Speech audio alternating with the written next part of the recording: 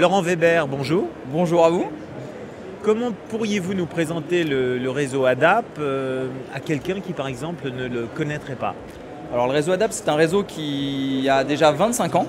C'est un réseau qui est aujourd'hui spécialisé dans l'aide et le maintien à domicile, qui est présent avec 160 implantations en France.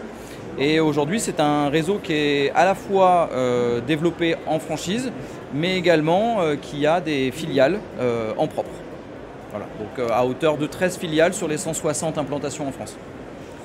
Est-ce que la conjoncture actuelle, on pourrait penser à l'inflation, mais on pourrait penser aussi à toutes les crises que nous venons de traverser, ont eu une influence sur le réseau ADAP et comment vous adaptez-vous? Alors, oui, inévitablement, on a eu une influence sur le réseau, puisque évidemment, on a eu un effet d'inflation particulièrement sur les coûts d'énergie. Mais il y a eu des démarches finalement assez malines et intelligentes qui ont été faites. Notamment, on utilise beaucoup de véhicules pour se rendre chez nos bénéficiaires. Donc certains de nos franchisés sont passés sur des véhicules électriques, certains sont même passés sur des véhicules éthanol par exemple. Certains franchisés ont mis en place également la fourniture de vélos ou de trottinettes pour justement optimiser cette énergie.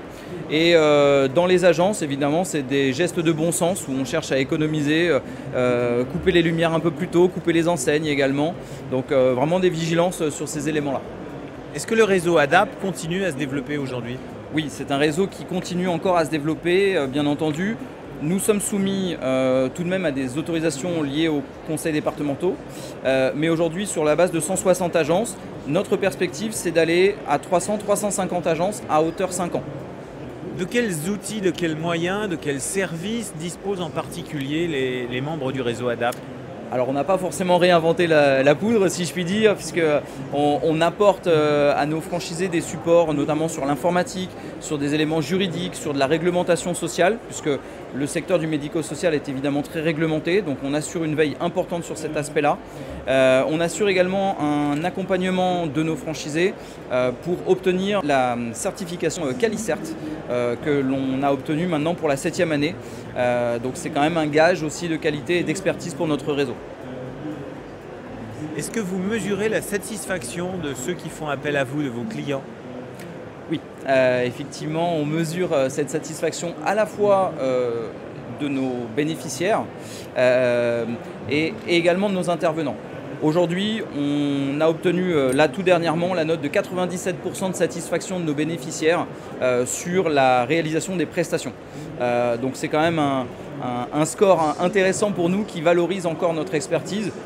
Effectivement, 25 ans d'expertise sur le métier aujourd'hui, c'est quelque chose qu'on maîtrise vraiment bien. Par contre, on ne mesure pas encore en interne la satisfaction de nos franchisés, mais c'est sans doute quelque chose qui doit se mettre en place justement. Pour finir, de quelle qualité doit faire preuve le futur membre du réseau ADAP?